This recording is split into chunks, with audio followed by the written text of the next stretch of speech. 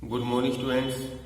हम अकाउंट्स के अंदर बेसिक अकाउंटिंग टर्म वाला चैप्टर हमने शुरू कर रखा है और इसकी बहुत सारी बेसिक अकाउंटिंग टर्म मैंने आपको करवा दी हैं। तो आप एक दो बार उन वीडियोस को देखते जाएं ताकि बेसिक अकाउंटिंग टर्म्स के बारे में पता चल जाए। ये वर्ड ऐसे हैं जो बार बार यूज होंगे, अगर आप नहीं देखोगे तो आपको प्रॉब्लम आएगी। तो आज आप नेक्स्ट टर्म करने जा रहे हैं एक्सपेंसेस।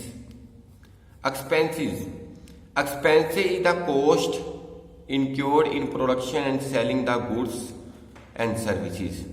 यानी कि जब हम किसी चीज का प्रोडक्शन करते हैं, उनको सेल करते हैं, गुड्स को सेल करते हैं या सर्विसेज प्रोवाइड करते हैं, उनकी जो कॉस्ट आती है उनको एक्सपेंसेस कहा जाता है।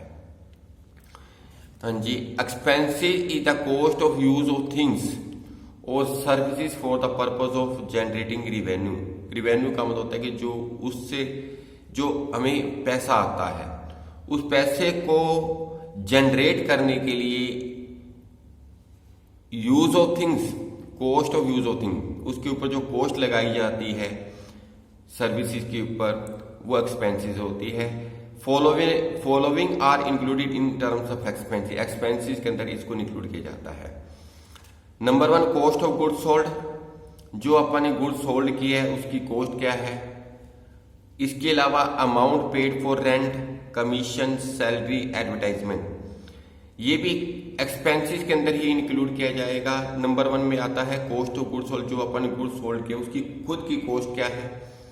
इसके अलावा जो हमने रेंट दिया है, कमीशन दिया है, सैलरी दिया है, एडवर्टाइजमेंट के ऊपर जो खर्चा किया वो भी एक्सपेंसेस के अंदर ही इंक्लूड किया जाता है।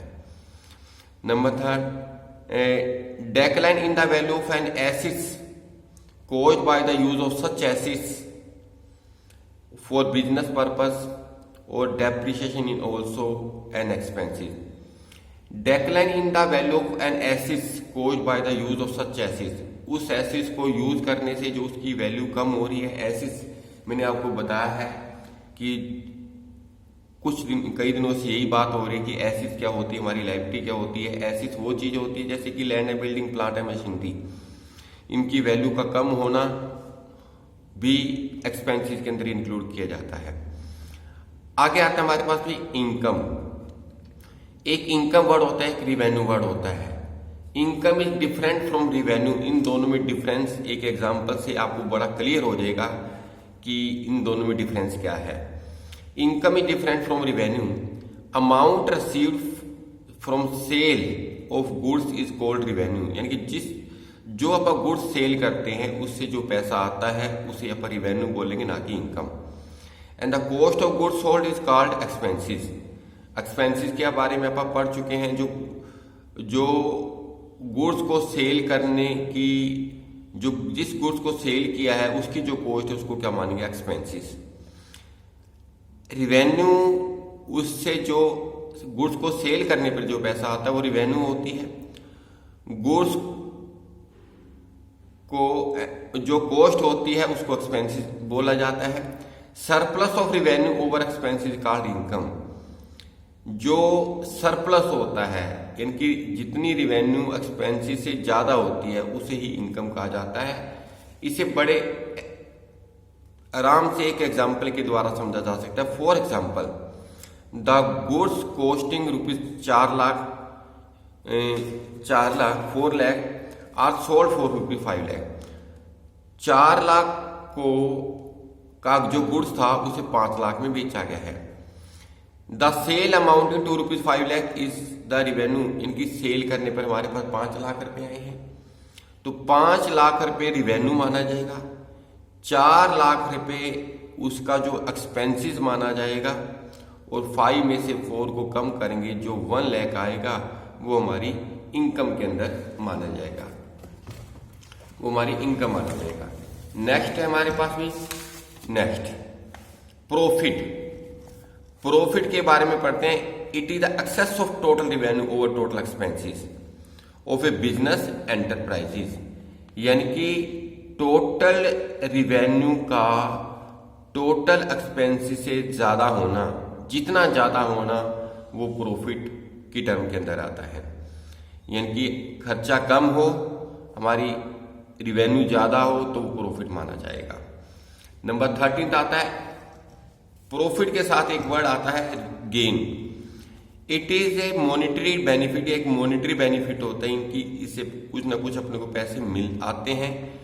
प्रॉफिट और एडवांटेज रिजल्टिंग फ्रॉम इवेंट्स और transaction which are incidental to business such as sale of fix assets.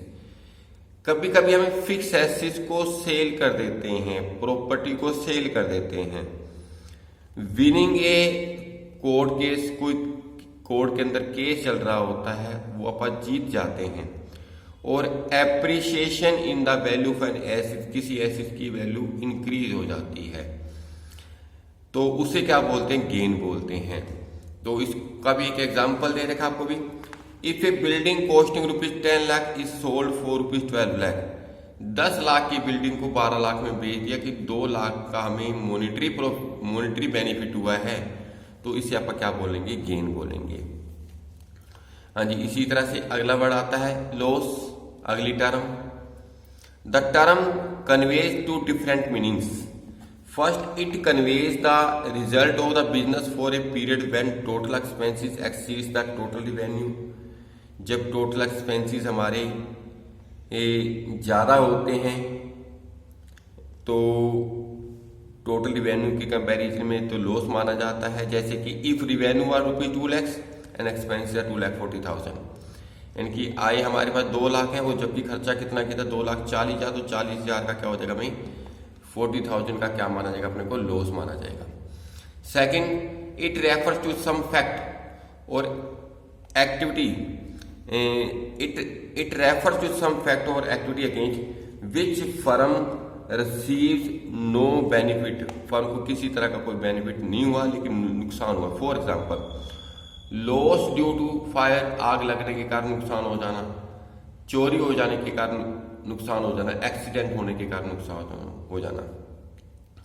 तो ये लॉस वाली टर्म अपन ने की है। तो ये 3-4 टर्म्स लर्न कर लेना बेटा। Okay, thank you.